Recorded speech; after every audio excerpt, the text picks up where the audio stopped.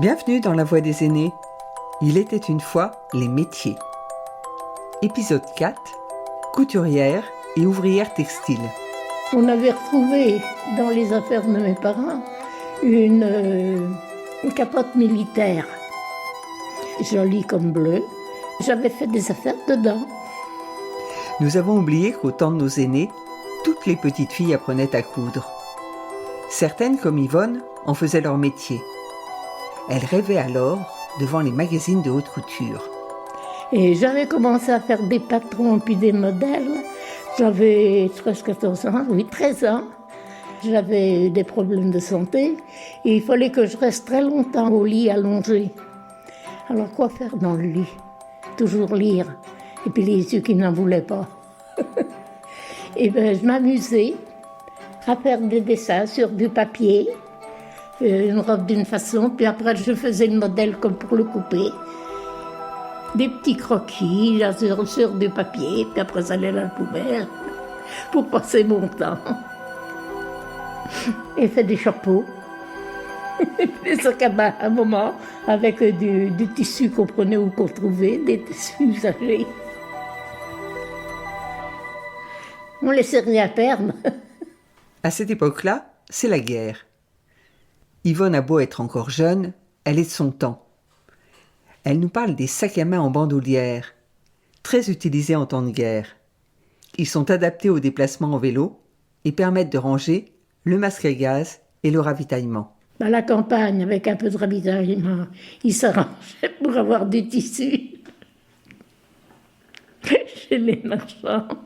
Parce que jusqu'en 1948, il y avait encore les tickets pour acheter le tissu. Hein. La guerre était finie, mais ça arrivait chez par certains qui troquaient de la nourriture pour du tissu. C'était comme ça pendant la guerre. Hein. Faut l'avoir vécu. Faut l'avoir vécu.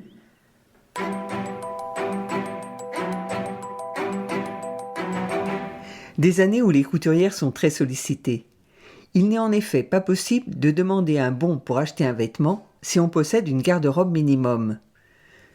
Une garde-robe minimum, c'est quoi? C'est 2 robes, 2 tabliers ou blouses, un imperméable, 2 paires de gants d'hiver, un manteau d'hiver, 3 chemises de jour, 2 combinaisons, 3 culottes, 6 paires de bas et 6 mouchoirs.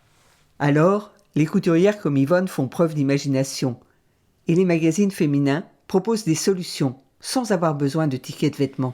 J'ai commencé en 1948. J'allais en journée travailler directement chez les clientes. En vélo, même pas en mobilette, en vélo. Puis quand les chemins étaient trop mauvais, à pied. Il fallait porter le sac avec les catalogues et compagnie 2 ans. C'était sur la commune et puis un peu aux environs. Je prenais les mesures des clientes, je traçais la façon de ce qu'elle voulait, je le montais, puis je lui essayais, je mettais sa dimension. À ce moment-là, je travaillais que pour femmes, il y avait après le tailleur qui faisait que pour hommes. On travaillait à la journée, on était nourris, puis le soir, on nous donnait le prix de la journée, c'était dans la journée. À ce moment-là, c'était après la guerre. On faisait beaucoup de réparations. Il y avait des fois, il y avait une usure dans certains coins. Et on s'arrangeait avec le tissu, avec des pièces en dessous, et que ça ne se voyait pas. J'ai fait pas mal de costumes femmes, des jupes dans des pantalons d'hommes. Et on les retournait parce qu'ils étaient râpés sur un côté. On les tournait sur l'envers. Ça faisait un tissu neuf. Ça faisait du boulot.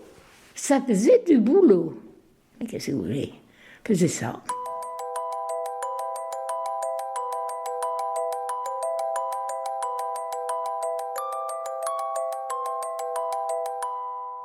Yvonne travaille avec les machines à coudre de ses clientes. Et quand elles n'en ont pas, elle s'en fait prêter une par la voisine. Elles sont noires avec des dessins dorés et une pédale. Il faut être deux pour les déplacer. Je faisais que la campagne. Il n'y avait pas d'électricité. Qu'est-ce que vous vouliez faire? Il fallait faire comme on pouvait. Avec le fer pour repasser chauffer dans la cheminée devant les braises. À la librairie, on trouvait les catalogues de mode. Depuis même de haute mode, il y en avait. Il y en avait, c'était de la haute mode. Et on essayait de ne pas en habiller deux pareils. Puis comme je savais leur goût, je prenais les catalogues par rapport à leur goût. Et il ne fallait pas que les autres, ils n'aient même pas le même tissu. Je me rendais toujours qu'ils n'avaient pas le même tissu. Il y avait des marchands qui vendaient des coupons uniques.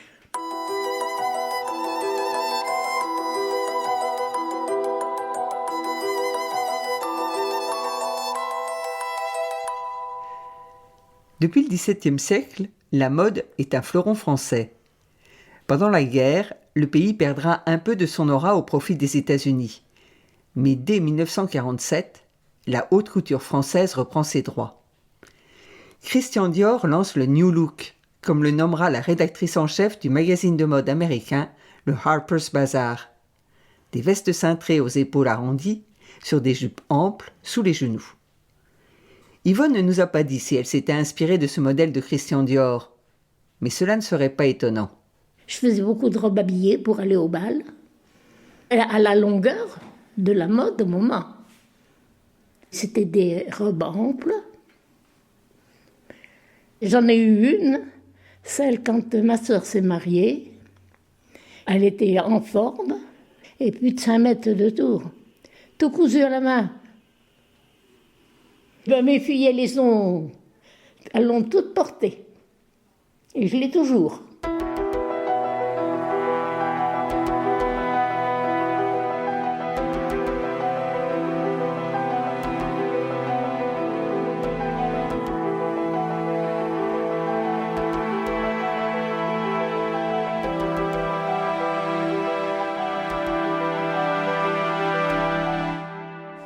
Les créateurs ne boudent pas non plus des lieux comme les grands magasins parisiens. Ils se font connaître et diffusent leurs créations. En 1933, une collection signée par Paul Poiret est diffusée par Le Printemps. En 1934, c'est au tour de Lucien Lelon de lancer une ligne de vêtements pour le prêt-à-porter. Une ligne à des prix inférieurs à sa ligne de haute couture. Tiens, 1934. C'est l'année où Huguette devient vendeuse à Paris. Non, je ne me suis pas trompée. Huguette a aujourd'hui 105 ans. Et en 1934, elle a 18 ans. Quand vous voulez vous habiller bien comme il faut, vous allez au Printemps. C'est le plus grand magasin de Paris. Il y avait tout. Depuis les chaussures jusqu'au chapeau. Ah ben, il fallait être habillé comme il faut, hein. Vous aviez toujours des choses qui sortaient de l'ordinaire. Des fois, il fallait raccourcir ou rallonger. Ben, on conseillait aussi en même temps, hein. Il y a des gens qui ne savaient jamais quoi prendre quand il fallait aller à un concert ou... Alors, on l'a conseillé, fallait suivre la mode.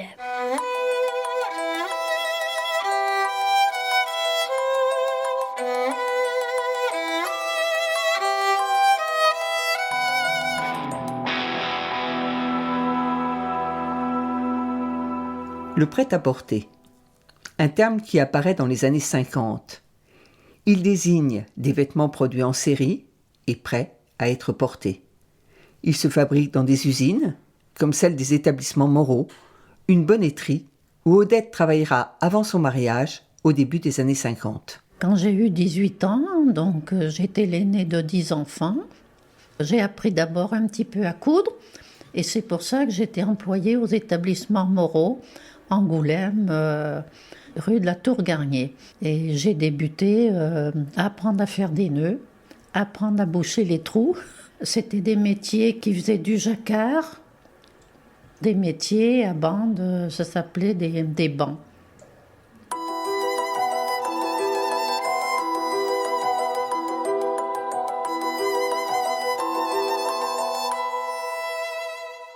Eh ben, je partais chez moi à 5h15 en mobilette. J'avais une autre copine qui habitait un petit peu plus loin dans un village. On s'attendait à un carrefour et on partait ensemble parce que c'était que des terrains vagues, hein, depuis où j'habitais Garat, la commune de Garat, jusqu'au centre-ville, hein, presque, oui.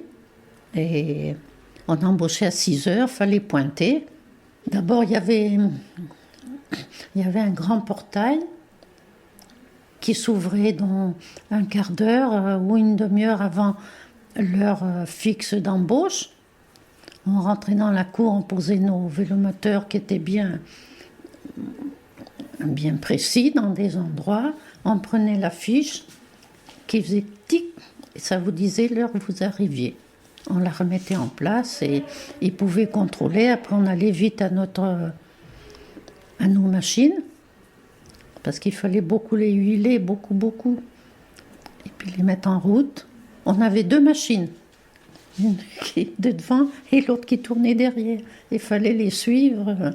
Parce que c'était des bobines de laine qu'il fallait mettre. Et il ne fallait pas que ça se vide sans qu'on s'en rende compte. Parce que ça aurait fait rien et puis ça aurait tout tombé. Monsieur René passait dans les rangs. Et vous saluez. Odette me parle de ses patrons comme si elle me parlait de sa famille. Je sais qu'une fois, Monsieur Moreau avait loué les quarts de l'âge, qui je ne sais plus s'ils existent, et il nous avait amenés à Fouras, au bord de la mer. Ça, c'était Monsieur Jacques, on les appelait Monsieur Jacques. Sa femme et Monsieur Claude. On disait, voilà Monsieur Claude qui passe, il était beau. Où je suis? Ah, je suis là. Odette quittera l'entreprise en 1959. En 1984, l'entreprise Moreau, comme bien d'autres, commencera à délocaliser sa production vers les pays du Sud et d'Europe de l'Est. En réaction, les employés occuperont les locaux pendant 722 jours. L'entreprise fermera définitivement ses portes en 1996. Quittons la bonneterie, les vêtements en général, pour entrer avec Claudine dans l'atelier de tissage où elle travaillera jusqu'à son mariage. On faisait des torchons, on faisait des draps, on faisait des trucs qui maintenant n'existent plus parce que à la saison des moissons, eh ben, il leur fallait des sacs. Maintenant, c'est fini tout ça. Puis à ce moment-là, il y avait beaucoup de camions qui étaient branchés. C'était des branches. Maintenant, on n'en voit plus des camions qui sont branchés. Il y avait des métiers qui étaient à part. Parce qu'évidemment, ça faisait des métiers qui faisaient presque 4 mètres. Hein. Ça, moi, je ne l'ai jamais fait. Papa n'a pas voulu. Il m'a dit, non, c'est trop fort pour toi. Il y avait les grandes laises après.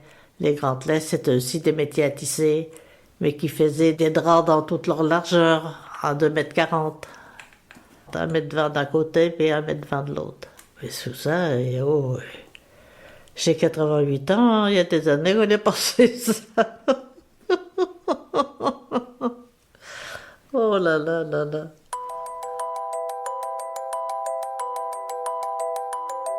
En France, entre 1986 et 2004, le secteur textile a perdu 2/3 de ses effectifs. Mais aujourd'hui, le haut de gamme, le Made in France, mais aussi les nouveaux textiles technologiques permettent à la tendance de s'inverser.